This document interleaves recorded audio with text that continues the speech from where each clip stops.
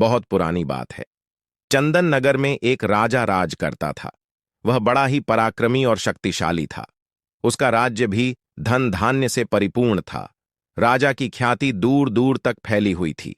एक बार चंदन नगर में एक ज्योतिषी पधारे, जिनका नाम भद्रशील था। उनके बारे में विख्यात था कि वे बहुत ही पहुंचे हुए ज्योतिषी हैं और किसी के भी भविष्य के बारे में सही सही बता सकते हैं। वे नगर के बाहर एक छोटी सी कुटिया में ठहरे थे। उनकी इच्छा हुई कि वे भी राजा से भेंट करें। उन्होंने राजा से मिलने की इच्छा व्यक्त की और राजा ने उन्हें सहर्ष अनुमति दे दी। राज दरबार में राजा ने उनका हार्दिक स्वागत किया।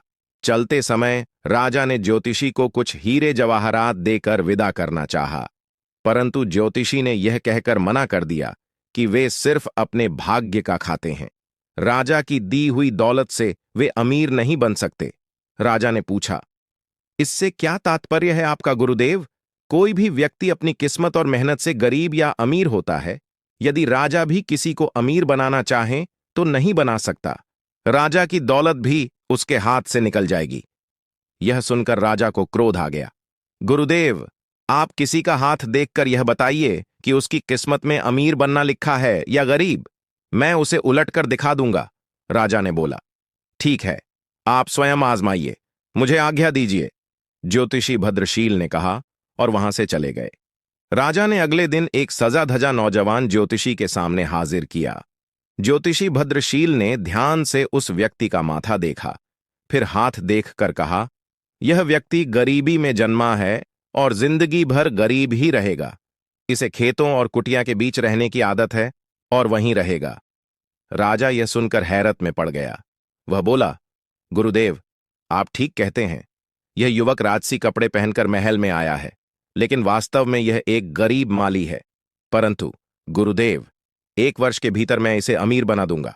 यह जिंदगी भर गरीब नहीं रह सकता। राजा के घमंड देखकर ज्योतिषी ने कहा, ठीक है, आप स्वयं आजमा लीजिए।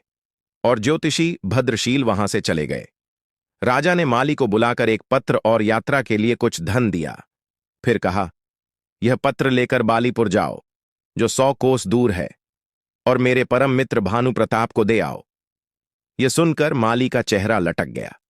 वह पत्र लेकर अपनी कुटिया में आया और सोचने लगा कि पेड़ों की देखभाल करके दिन भर आराम करता हूं।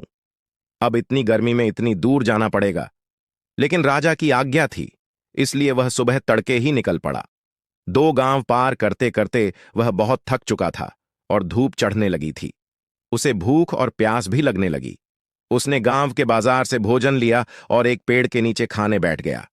उसी दौरान उसका मित्र, जो खेती करता था, मिल गया। माली ने अपनी परेशानी मित्र को बताई। सुनकर मित्र हंसने लगा और बोला, इसमें परेशानी की क्या बात है? राजा के काम से जाओगे, खूब आवभगत होगी। तुम्हारी जगह मैं होता तो खुशी खुशी जाता। माली का चेहरा खुशी से खिल उठा और उसने कहा, तो ठीक है मित्र, तुम ही यह पत्र लेकर जाओ, मैं यहीं आराम करके वापस चला जाऊंगा। मित्र ने खुशी खुशी पत्र ले लिया और 2 दिन में बालीपुर पहुंच गया। वहां राजा भानु प्रताप था। उसे दरबार में बुलाया गया। राजा ने पत्र खोला। पत्र में लिखा था, प्रिय मित्र, यह बहुत योग्य और मेहनती व्यक्ति है। इसे अपने राज्य में इसकी इच्छानुसार 400 एकड़ जमीन दे दो और उसका मालिक बना दो। यह मेरे पुत्र समान है। यदि तुम चाहो तो इससे अपनी पुत्री का विवाह कर सकते हो। वापस आने पर मैं भी इसे अपने राज्य के 5 गांव इनाम में दे दूंगा। राजा भानु प्रताप को लगा कि यह सचमुच में योग्य व्यक्ति है। उसने अपनी पुत्री और पत्नी से सलाह करके पुत्री का विवाह उस व्यक्ति से कर दिया और चलते समय ढेरों हीरे जवाहरात देकर विदा किया। उधर आलसी माली थका हारा अपनी कुटिया में पहुंचा और जाकर सो गया। 2 दिन सोता रहा। फिर सुबह उठकर पेड़ों में पानी देने लगा। सुबह जब राजा अपने बाग में घूमने निकले तो माली से पत्र के बारे में पूछा। माली ने डरते डरते सारी बात राजा को बता दी। राजा को बहुत क्रोध आया और ज्योतिषी की भविष्यवाणी भी याद आई। लेकिन राजा ने सोचा कि कहीं भूल चूक भी हो सकती है, इसलिए एक बार फिर प्रयास करके देखेगा कि माली को धनी किस प्रकार बनाया जाए। 3-4 दिन बाद माली ने राजा को बड़े बड़े तरबूज दिखाए और कहा, देखिए, खेत में कितने बड़े बड़े तरबूज हुए हैं। राजा खुश हो गया। उसने चुपचाप अपने मंत्री को इशारा किया।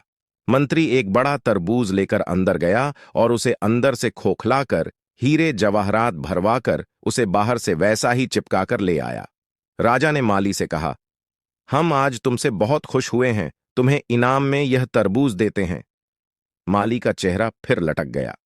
वह सोचने लगा, राजा ने इनाम दिया भी तो क्या। वह उदास मन से तरबूज लेकर जा रहा था। तभी उसका दूसरा मित्र मिला। उसने उदास माली से पूछा, तुम इतने उदास होकर तरबूज लिए कहां जा रहे हो? माली ने कहा, क्या करूं, बात ही कुछ ऐसी है। राजा ने इनाम में तरबूज दिया है, भला तरबूज भी इनाम में देने की चीज है? मैं किसे खिलाऊंगा इतना बड़ा तरबूज? मित्र ने कहा, निराश क्यों हो भाई, इनाम तो इनाम ही है। मुझे ऐसा इनाम मिलता तो मेरे बच्चे खुश हो जाते। फिर उसने तरबूज ले लिया और माली कुटिया पर लौट आया। अगले दिन राजा ने माली का वहीं फटा हाल देखा और पूछा, क्या तरबूज खाया नहीं? माली ने सारी बात चुपचाप बता दी। राजा को उस पर बड़ा क्रोध आया, लेकिन कर भी क्या सकता था। अगले दिन माली ने अपने मित्र को अच्छे कपड़े पहने और बग्घी में जाते देखा। माली ने मित्र से अचानक अमीर बनने का राज पूछा तो मित्र ने तरबूज का किस्सा बता दिया। सुनकर माली हैरान रह गया। तभी उसने देखा कि किसी राजा की बारात आ रही है। पास जाकर पता किया तो पता लगा कि कोई राजा अपनी दुल्हन को ब्याह कर ला रहा था। ज्यों ही उसने राजा का चेहरा देखा, उसके होश उड़ गए। राजा के दरवाजे पर पहुंचने पर माली ने देखा कि राजसवारी पर उसका पहला मित्र बैठा था। अगले दिन मित्र से मिलकर माली को पत्र की सच्चाई पता लगी, लेकिन अब वह कर ही क्या सकता था। राजा ने भी किस्मत के आगे हार मान ली और सोचा, ज्योतिषी ने सच ही कहा था, राजा भी गरीब को अमीर नहीं बना सकता यदि उसकी किस्मत में गरीब रहना लिखा है। राजा ने ज्योतिषी भद्रशील को बहुत ढूंढा, लेकिन उनका कहीं पता न चला।